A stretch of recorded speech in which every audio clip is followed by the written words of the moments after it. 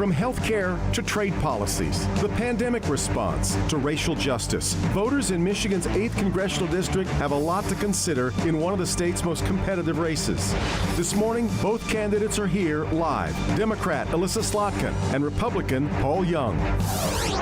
Today is Sunday, September 27, 2020, and this is Flashpoint. Hi, and welcome to Flashpoint. I'm so glad you're with us, and I am just as grateful to my two guests this morning, the two candidates vying to represent Michigan's 8th Congressional District in Congress. I am delighted to have with me today the incumbent Congresswoman Alyssa Slotkin and the Republican challenger, Paul Young. Thank you both. I'm so glad you're here. Let me say at the outset that we have not only spread ourselves apart here at the desk, but yesterday all three of us, I'm happy to say, tested negative for COVID-19 because I just didn't see an effective way really to have the two of you talk about these issues that are so critical over a Zoom conversation. My aim is more that we have a conversation than a classic debate. And so there's no, as you both know, no 30-second rebuttals, no time cues or time warnings, and I'll just be doing everything I can to make sure that you both get a fair shot at this huge array of matters, of course, that are facing American voters as we head toward Election Day. I do want to start with the pandemic, but before we do that, let's warm up a little bit with helping me understand why you're both here. It is a very poisonous time in American politics. Horrible things are being said about both of you, as you probably have seen on social media. You're both spending an outrageous amount of money and time and energy to be a part of an institution that so many Americans right now hold in very low regard. In fact, Paul, you left television news for the one American institution people hold in lower regard. Let me start with you as the challenger. Why do you want to do this? Why do you want to be a part of this? Well, I mean, I've always been interested in public policy and serving people, whether it's in television, whether it's as a prosecutor, where I worked in a domestic violence unit to protect battered women and abused children. And really, when I was looking around the district back last summer and fall, so many people said, hey, Congresswoman Slotkin said she was going to be independent, said she was going to focus on our issues, wouldn't pursue impeachment. And instead, she's been very partisan. And so I decided to throw my hat in the ring because I think the voters of the 8th District deserve someone that will focus on their problems instead of the normal D.C. politics. And Congresswoman, now that you've been through 2 years of seeing the kind of vitriol that exists in American political life, did you give any thought to not doing this again? No, it's been the greatest honor and privilege of my life to serve this district. I had a national security background when I came into this, but what really got me into it was my mom and her experience of having a pre-existing condition and struggling to get health care because of the way she was being gouged.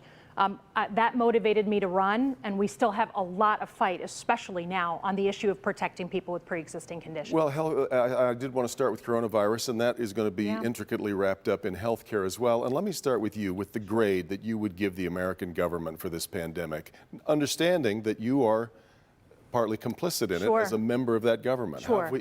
It looks disastrous, doesn't it? Well, I think certainly someone who was working for the federal government for 15 years, I think we got a really slow start from the federal government. And what it did was pit states against each other to get things like masks and gloves and just basic supplies. I'd say it's probably around a C+. I think we came into it slow, but increased and improved. For me, it set me off on this obsession of making more of those medical supplies, pharmaceuticals here in the United States, in Michigan. We just had a bipartisan bill pass last week on that. I wrote it back in May because of the way we were walloped here in Michigan and had none of those supplies when we needed them from the national stockpile. We lead the world in deaths to this. As we consider ourselves the most modern nation, advanced nation on the planet. What does an F look like if it's a C+? Yeah, I mean, listen, I think we see it variable across the country, right? Some areas took it very seriously, some areas didn't. But from the federal government, I mean, that is the response, right? The fundamental role of government is to keep people safe. And I think the federal government really fell down on the job very early, and we're trying to sort of build our way back up. What have you seen, Paul? How would you characterize the American response? Well, it's uneven, I think, and we can see that not just in, you point out that it's America has the most deaths, but I think that's only if you trust the information that you're getting out of China, that you're getting out of Iran. I don't think you can trust that information. When you look at the number of deaths per 100,000 or per million, America is comparable to many other countries in the world. So to say that we've been especially bad in our response, I think is unfair. And it's interesting, too, to look at what happens with different states. I mean, the worst states have been New York, New Jersey, Connecticut, where the death rate is something I think like 170, 177. Michigan, unfortunately, ranks in the top 10 of that response, whereas other states have been much better.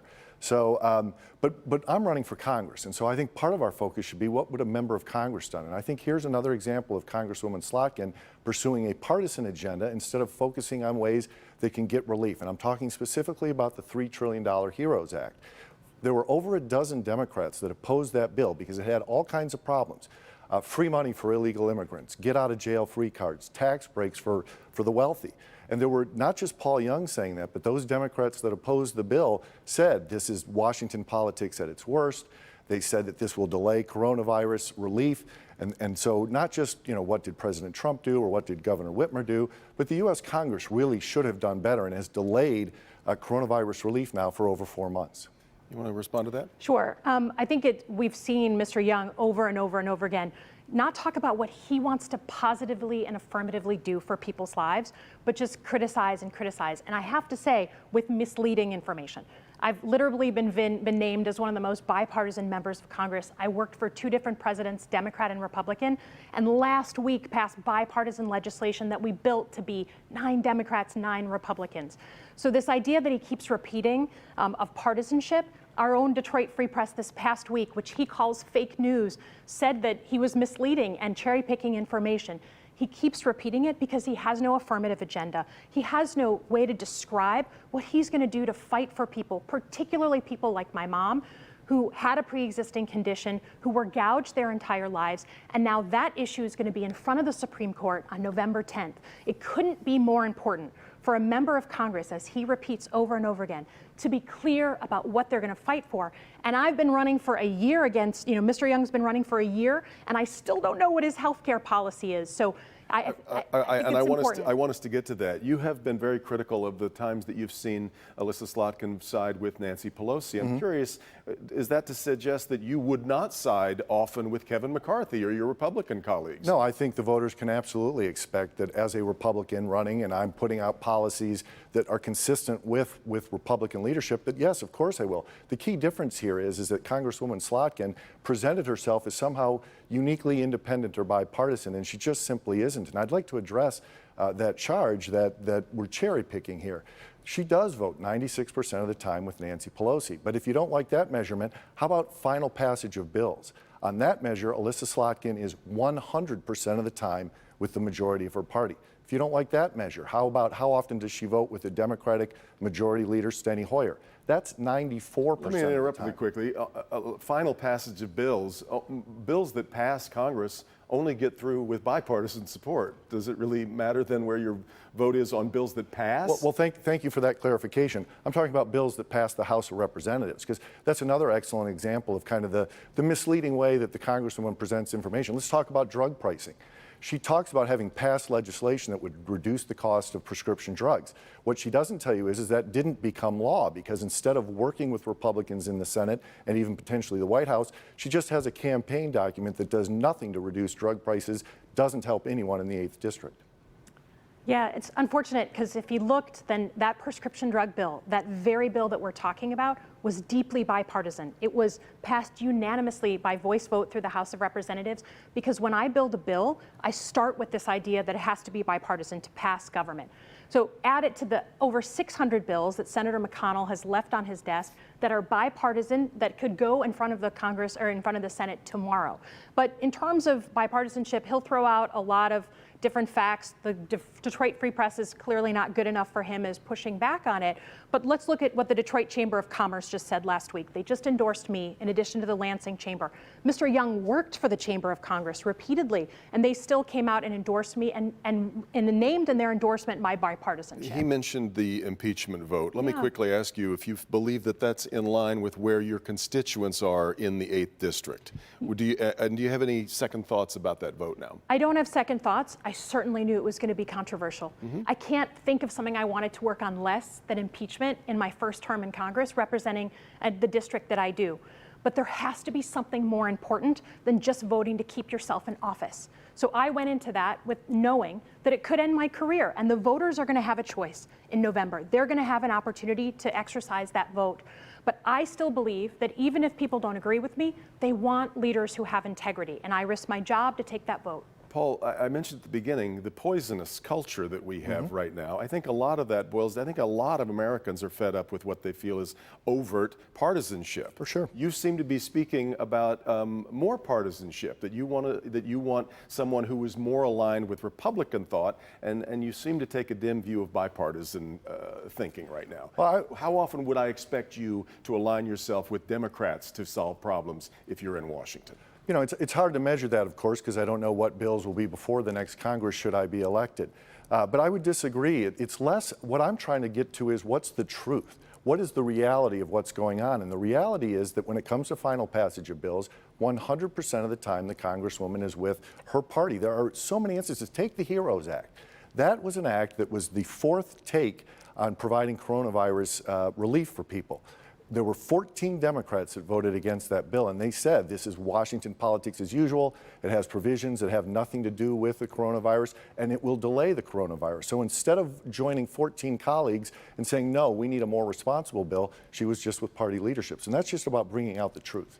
It's like he's not watching what happens on a daily basis. A couple of weeks, literally a week and a half ago at this point, 25 Democrats, 25 Republicans, me being one of those people, came out and said enough of not having negotiations on the next COVID bill.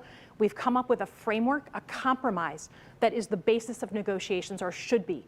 We put that out there. My leadership, Nancy Pelosi, was not happy about it. Senator McConnell was not happy about it. She said she didn't want to take it up. And now what do we have? She's been pressured by people like me and my Republican colleagues, and we're bringing a vote to the floor next week on the next COVID bill. So I know that he has his talking points. He's got great training as a news anchor, which I know is important, but it's not about, I know, but being a representative in all seriousness is about digging into the details and doing what's right for your constituents and talking about how you're going to help their pocketbooks and their kids. And he can't offer that because he's an inch deep and mile wide. Let me ask you both, because we have the tendency when we see a congressional race to nationalize it. Tip O'Neill reminded us all politics is local. As you've traveled around the 8th District, what is the single most important issue to the constituents that you've talked to?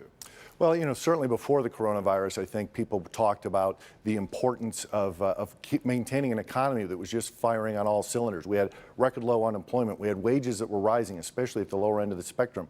And with the government shutdowns that have caused unemployment to spike and caused people to have economic concerns, that absolutely remains a top priority. But it's also, I think, if I were to rank them, I'd say addressing the coronavirus is probably the top priority when I'm out talking to people. We have got to defeat the coronavirus. And that involves a lot of issues that we have to work on. We have to increase testing, not just that the three of us were able to get to be here today, but testing for everyone, because we want to lean forward into being able to safely get our kids back to school, safely getting back to work.